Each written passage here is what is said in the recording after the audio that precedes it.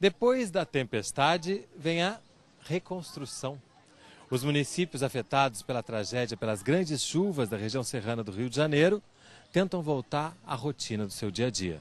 Entre eles, o pequeno município de Areal. Esse é o tema do Universidade, que está começando agora.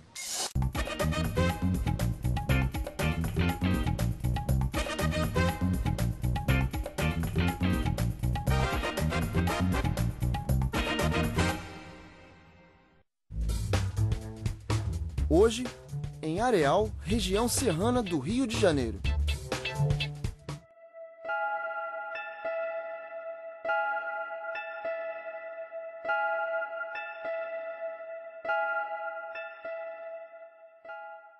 Areal, município de 12 mil habitantes na região serrana do Rio de Janeiro, também sofreu com as chuvas, com a tragédia da região serrana do Rio de Janeiro. Mas não tivemos nenhum óbito aqui, né? Por que a gente teve essa felicidade de ninguém morrer, apesar da intensidade, do tamanho da tragédia? Olha, graças a Deus, né, um grupo de pessoas, como o prefeito e alguns secretários, tiveram essa ideia porque receberam, né, aviso também de outras cidades que a água estava vindo e tiveram essa iniciativa de colocar um carro na rua avisando aos moradores que o rio ia subir e que cada um, né, saísse de casa com o que fosse possível. De quem foi essa voz gravada nesse dia? A voz da gravação saiu da Areal FM, né, a rádio comunitária que nós temos, e foi a minha voz. Que bom que ele... Aí eu queria saber o seguinte, nesse momento, qual era a grande preocupação de todos? A grande preocupação que a partir do momento que, quando eu cheguei na prefeitura, o prefeito disse, mas já está vindo muita água aí, nós tínhamos que avisar a comunidade, né? E como avisar a comunidade? Aqui nós temos duas formas, a rádio e o carro de som, que faz o trabalho para a prefeitura. E imediatamente eu falei, o prefeito, eu estou liberado, eu me liberei, né? Estou liberando, que eu vou para a rádio para poder estar comunicando todo mundo que, olha, vamos sair dentro de casa, a água está vindo aí. Mas eu não, em hipótese nenhuma, nós saberíamos, a gente sabia que ia ser tanta água assim. Imaginava que teríamos bastante água, mas não ao ponto, né, que chegamos. Se chegássemos e falassem, olha gente, vamos sair, que está vindo água aí, ninguém ia sair de casa. O jeito Tinha que dar a verdadeira dimensão do que estava acontecendo, né? E colocar emoção na voz. Foi o jeito que foi feito, gravou, não teve edição, do jeito que ficou pronto saiu, nisso, em questão de minutos, né? O rapaz do carro de som chegou e eu falei, vá para a Rua Amazonas primeiro, porque a água vai chegar mais forte lá. Lá a comunidade ribeirinha está abaixo do nível da represa. Começa de lá, mas não deu nem tempo para chegar até o final. Mas graças a Deus, como ele saiu do centro da cidade, que estava seco, num dia nublado, mas sem iminência de chuva, como não choveu, ninguém ia acreditar. Mas graças a Deus, eu acho que foi a credibilidade do nosso trabalho, né, que a gente sempre vem com credibilidade, e que deu certo e teve zero óbito. Nesse momento, qual foi a primeira, depois de todo mundo avisado e saindo de casa, quais foram as primeiras providências tomadas? As primeiras providências foram mesmo acolher as pessoas, né? Orientar, né, no que foi possível, quais os locais que estariam disponíveis para que eles ficassem. Eram muito desabrigados? Bastante mesmo. E que locais foram esses? Escolas, né? As escolas, as casas também, né? Inclusive, de outras pessoas? De outras pessoas. Inclusive, a sua também? É o que eu pude acolher de pessoas, né? Naquele período, naquele momento ali, e de materiais também que foram chegando, que foram ficando na minha casa durante 2 semanas. Minha casa ficou como ponto de referência também para acolher esse material, para recolher o material de doação. Nesse momento, então, a união das pessoas, dos moradores, fez a diferença também? Com certeza. Foi taxativo, eu acho, né? Essa união, essa preocupação, né, das pessoas uma com as outras, foi taxativo nessa hora. E as pessoas, psicologicamente, muito abaladas? Com certeza, muito abalada. Eu, inclusive, eu não estava aqui, né, no dia mesmo do acontecido, mas o meu filho estava. E ele ficou assim apavorado, ele me ligava, a gente se falava na internet e ele ficava, mãe, você não vai acreditar, e assim, totalmente assustado, e aí não dormiu, e foi uma coisa muito estranha, né? E eu lá de onde eu estava, eu fiquei também, eu só fazia chorar, porque eu vi pela internet, né, todas as fotos, todos os vídeos, e eu queria saber, aí liguei para o prefeito, liguei para a secretária para saber, porque queria vir embora, né, para ajudar, para ver o que... Aí eles, não adianta você vir, porque, né, pouca coisa você ajuda depois. Mas eu entrei em pânico. A verdade foi essa. Como é que a gente pode dar uma dimensão da destruição que aconteceu na cidade? Bom, se você pensar que Areal tem aproximadamente 12 mil habitantes e que você teve 2.500 pessoas atingidas, dá para ter uma noção de que foi. A gente teve o bairro Amazonas, que é o bairro mais populoso do município e onde foi concentrada a maior parte da destruição. O bairro Amazonas e o bairro Afoncina são bairros bem populosos do município. Então, praticamente todo mundo do município foi atingido de certa forma. As pessoas mais carentes, que moram nesses bairros, e pessoas também com uma condição de vida melhor, porque ela atingiu o centro da cidade, né? O nível aumentou nesse centro da cidade, e nesse bairro no Amazonas, na Afoncina, teve a destruição de casas. A força da água foi tão forte que destruiu algumas casas, lojas. Então, a dimensão foi isso. Praticamente, a gente pode colocar 50% da população foi atingida diretamente pela chuva e diretamente 2.500 pessoas. E aí a gente está falando também de pessoas que perderam seus trabalhos, né? E as suas maneiras de sobreviver, né? Muito, sem dúvida. Numa cidade pequena, aquela pessoa que perdeu tudo, a primeira coisa que ela faz é dizer, eu não posso te manter como meu empregado, porque a gente não tem emprego, não tem maquinário, não tem o que vender, que o comércio foi todo ele atingido. Basta dizer que nós tentávamos conseguir vela à noite, porque foi um caos, né? Não tínhamos onde comprar vela, porque praticamente o comércio todo ele foi afetado. Quem não estava presente não tem a verdadeira dimensão de que é uma enchente onde você quer comprar, não tem. E quanto tempo durou esse estado onde as coisas estavam praticamente um caos? Olha, mais ou menos quase um mês. A gente estava previsto começar as aulas dia 7 de fevereiro. Começamos dia 21. Graças a Deus, assim, né? Mas o que aconteceu mais ou menos dia 11 e as pessoas ficaram desabrigadas até o dia 20, que nós conseguimos, né, que as pessoas fossem para um abrigo. Liberando as salas de aula para começar. Porque 5 escolas foram ocupadas pelos desabrigados. E agora alguns ainda estão, né, ainda há desabrigados. Sim, foram montadas tendas, né, disponibilizado uma cozinha para que está sendo feita comida para eles. Eles estão tendo toda assistência, mas tem 10 famílias mais ou menos lá nesse local, fora as pessoas que estão desalojadas em casas de parentes, né, ainda estão. Né? Bom, depois de uma tragédia como essa, chega a hora da reconstrução. Sobre isso que a gente vai falar no próximo bloco. Sai daí, a gente volta já.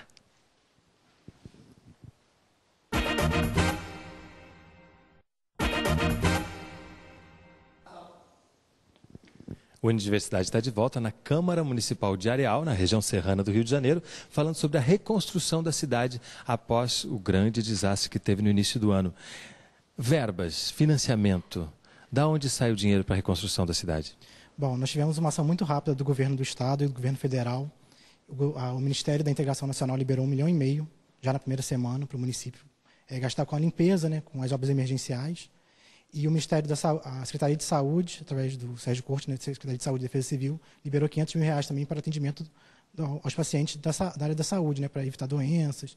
Porque com a água entrando nas casas das pessoas, né, o risco de contaminação de leptospirose e outras doenças é muito grande. Então, essa verba veio para a gente fazer um trabalho de prevenção com essas famílias atingidas. Então, antes da reconstrução, foi preciso limpar o estado da cidade como estava? Horrível. O comércio em si, né, imundo, sujo, porque essa água ela traz lama e é muito difícil tirar. Somado a isso, o sistema de abastecimento nosso praticamente destruído, né? E quer dizer, você sem água no reservatório, precisou de água de pipa, e não rende água de pipa para lavar toda a cidade, ninguém quer esperar para amanhã, todo mundo quer limpar já. Então foi disponibilizado através de firmas que trouxeram suas pipas, né? As prefeituras vizinhas também ajudaram, e até mesmo do Rio de Janeiro, a prefeitura mais perto do Rio de Janeiro, mandaram gente, né? Caminhões, pipas, o INEA também esteve aí, Enfim, se não fosse a ajuda, seria muito difícil. A cidade parou numa coisa, limpar a cidade e começar tudo de novo. Começar tudo de novo. Como é que é isso? Por onde se começa a reconstrução de uma cidade? Eu acho que até mesmo pela gente, né? Que é difícil. Né? Eu vivi ali desde os primeiros momentos, né? Aquilo tudo, né? Tudo que aconteceu é complicado. Então, a gente depende realmente que a prefeitura, né? Que o governo realmente cumpra com tudo o que prometeu. Né? Porque tem muita coisa que as pessoas, né, da cidade falam. Né, que veio isso, veio aquilo para o município e até agora a gente não viu nada. Mas eles falaram que iam mandar, mas será que isso já chegou? Então, a gente tem que ter essa paciência, né? Os moradores têm que ter essa paciência para que... Dá tempo ao tempo também. Porque nem a casa da gente consegue arrumar assim de uma hora para outra. Imagine uma cidade, né? No estado que ela ficou e que já está, graças a Deus, devagarinho ela está sendo reconstruída. Mas ainda falta bastante. Falta muita coisa, falta bastante coisa. Como é que ficam as crianças, sabendo que não tem aula porque a escola está ocupada e depois o momento de recomeçar? Olha, foi assim, muito angustiante, né? Os pais ligando para a Secretaria de Educação, as crianças parando a gente na rua, quando vai começar a aula? Então foi um momento assim, de angústia realmente que nós sofremos, mas batalhamos, né? Como a Magela falou, muita ajuda também, conseguimos. E agora acho que aos poucos estamos voltando à normalidade. Tivemos uma creche, né, que tem os bebês, que entrou água na creche, mas ela já foi toda limpa, agora está sendo pintada, já está funcionando, graças a Deus. Aos pouquinhos está voltando tudo ao normal.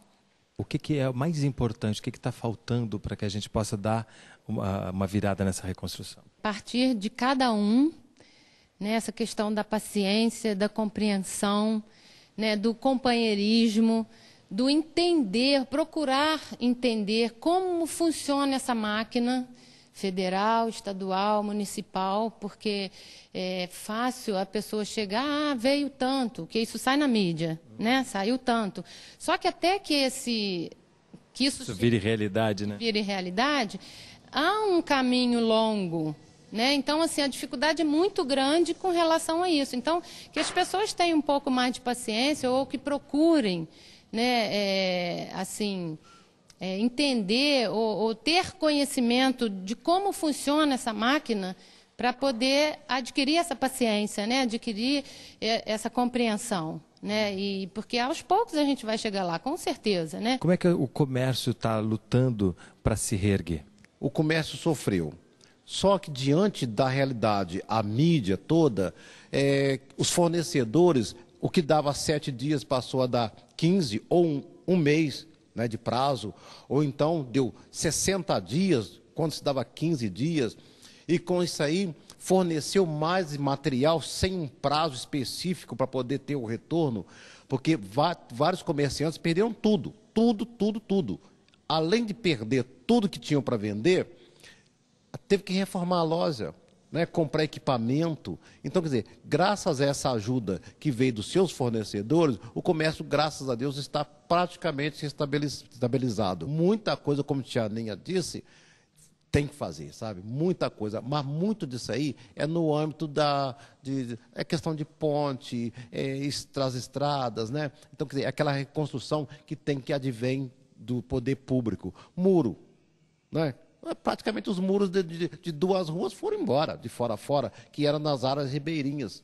Né? Isso aí são todas com as verbas que vêm de fora. E verbas que a gente fica imaginando, está demorando. É que tudo no poder público, infelizmente, é demorado. Da reconstrução à prevenção de novos acidentes. No próximo bloco, e daqui para frente, como ficam cidades como Areal depois de uma tragédia como essa? Não sai daí, a gente volta já.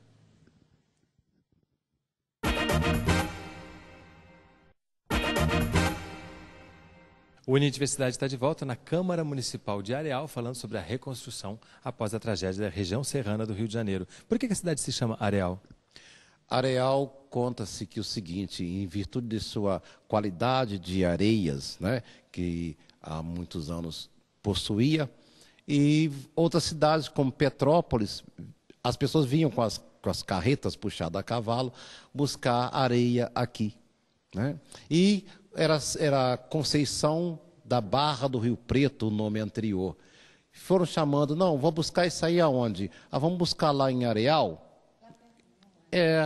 Né, então ficou mais fácil chamar Areal. Em 1895 ficou definitivamente chamada Areal. Ele falou nas outras cidades, né? Como é que existe uma relação entre as cidades para que essa reconstrução possa ser feita também em parceria? Sim, foi montado um consórcio para que todos os recursos, né, do governo federal, do governo estadual, venham para esse consórcio para ser gerido, para distribuir para as 7 cidades. Porque, às vezes, você lutar sozinho, você não consegue uma força grande. Então, os 7 municípios juntos têm uma voz maior, né, junto ao governo federal e estadual. Durante esse tempo de reconstrução, vocês tiveram notícias, acompanharam também como está sendo a reconstrução das outras cidades? Olha, assim, muitas pessoas falaram que Areal saiu um pouquinho na frente, sabe? Assim, com a limpeza das ruas. Mas eu tive contato com São José do Vale do Rio Preto, o secretário José Adilson, e realmente lá foi muito, assim, a destruição foi muito grande, né? Inclusive, as aulas começaram depois, ele ainda tive com ele outro dia, ainda tem 3 escolas que ainda não têm condição de começar as aulas. Então, assim, acho que está um pouco mais difícil para eles, mas graças a Deus aqui a gente já está voltando à normalidade. A gente foi à frente porque no mesmo dia houve uma mobilização da comunidade e das cidades abaixo, né, que é o caso de Paraíba do Sul e Três Rios, que imediatamente enviou homens e equipamentos para nos ajudar. Ao contrário das outras cidades, que é o caso de Teresópolis, né, Friburgo e Petrópolis, que tiveram que enfrentar o caso com óbito. Né? E, como você vai tirar terra onde só caiu terra, é muito mais fácil. Agora, você vai tirar terra, escombro, aonde tem gente, tu tem aquele risco. Será que não tem sobrevivente? Então, tudo tem que ser mais moroso, tudo tem que ser muito devagar, porque tem corpo. Como é que fica a sensação de morar numa cidade onde tudo isso aconteceu? Quando vem uma chuva mais forte, já começa uma preocupação? Com certeza. Eu moro num dos bairros mais atingidos pela chuva, né? E próximo tem uma buzina que toca quando enche um pouco mais a barragem. E toda vez que que eles tocam essa buzina lá, é um desespero total, começando por mim. Eu não fui atingida em nada com a água, minha casa não entrou água nem nada, mas quando toca essa sirene, muitas pessoas ficam desesperadas, começando por mim. É possível prever novas tragédias como essa? Como? Falar de prevenção de tragédia é complicado, né? Mas eu acredito que, por exemplo, a NASA ou esses órgãos, né, de competência, eles têm esses estudos, eles têm. Então, assim, eu acho que tem condição de estar prevenindo, né, as cidades com relação a esse tipo de coisa. E os moradores agora de Areal, depois que passaram, já estão minimamente treinados também, né? Eles já não podem mais ouvir a voz do Magela, né? Em outras situações já ficam assim, atentos. E com relação a essa lá na barragem, né, também esse aviso que tem lá, então as pessoas ficam assim já meio que em alerta, né? É só para falar, quando você estava falando do trabalho de prevenção, né? Como a Areal teve foi um modo criativo, né, de usar o carro de som, acabou motivando outros municípios a fazer algo parecido, colocar a caixa de som nos postes, criar esses alertas igual tem na sirene ali da represa. Essa sirene já é posterior ao que aconteceu. Já existia. Já é antigo, mas estou falando assim, esse trabalho de você conseguir prevenir um pouco, antecipar a informação para a população um pouco antes da tragédia acontecer, então acabou que a Areal, dessa forma, de uma maneira criativa, conseguiu comunicar, né, para a população e está virando exemplo para os outros municípios. A sirene sempre toca, porque o máximo que se abria era 1 metro. E nesse dia abriu 17. Quer dizer, então quando as pessoas, 1 metro já sobe o leito do rio. Quando se toca, agora que é normal abrir, tocar, é o desespero, né? Porque logo se pensa, estourou a represa rio acima, passou a ter esse medo. Agora, a questão de prevenção, eu acho que a tragédia da região serrana, ela alertou a todas as secretarias que juntam meio ambiente, serviços das cidades e podemos dizer que até do Estado, para uma coisa: as pessoas constroem na beira dos rios. Sempre os órgãos públicos fizeram aquele de faça de conta que nós estamos vendo e, por um motivo ou outro, vão deixando. E agora viram que o motivo de tanta tragédia, de tantas mortes em questão de enchente, é porque os órgãos públicos não fazem a fiscalização, impedindo que as pessoas levantem edificações, contrariando leis que proíbem. Então, agora passa a se preocupar muito, o Estado do Rio principalmente está super preocupado, não só o Estado do Rio, mas também a nível federal, quanto às construções à beira dos rios, lagos ou abaixo de represa. Quer dizer, de tudo que aconteceu conosco na região serrana, tirou-se um grande proveito. A questão de fazer valer a lei que existe, de não deixar que construam à beira de rios. Porque podemos reparar que muitas vezes hotéis, né, pousadas, são construídas irregularmente, porque alguém omitiu, alguém deixou que fizessem, por um motivo ou outro, mas deixou que fizessem. E aí pessoas perecem e perdem a vida, porque alguém lá atrás não fez cumprir a fiscalização. O que ainda falta para a reconstrução de Areal? Para a gente acertar o município, primeiramente precisamos de casa, não só para alojar aqueles que perderam tudo, mas também aqueles que perderam em ocasiões anteriores, de projetos que já foram feitos, estão dependendo. Precisamos também de agilidade na questão de liberação das verbas. Precisamos disso, porque a comunidade fica esperando, mas cadê? Se falaram que já saiu tantos milhões, cadê que não chega? Então, quer dizer, e passa essa responsabilidade para o órgão público municipal, porque é dele que vai chegar a comunidade, né? Então, precisamos, acima de tudo, que faça a liberação das verbas que estão pendentes para a gente dar uma alavancada e fazer um Areal melhor. Eu acho que falta cada um de nós fazer a nossa parte, né? Eu acho que se todo mundo fizer um pouquinho, a gente vai reconstruindo aos poucos a nossa cidade. Eu acho que não falta, né? Eu acho que nós já temos assim uma grande unidade. Acho que a gente tem que continuar aí, né, um ajudando o outro aí no que realmente for possível. Eu acho que isso mesmo, a reconstrução vem da união da cidade. Acho que a tragédia, né, aqui acabou unindo ricos e pobres, negros, brancos, independente de religião, todo mundo trabalhou em conjunto. Então, a reconstrução da cidade precisa que esse trabalho conjunto continue, que ele não vá embora com a baixa da água. E chega ao fim mais um Unidiversidade, um programa do Canal Saúde da Fundação Oswaldo Cruz. Se você quiser entrar em contato conosco, nosso telefone é 0800 701 8122. E eu quero agradecer a Tianinha, Jussara, Magela, Arlene e Vinícius por mais um Unidiversidade que vocês fizeram.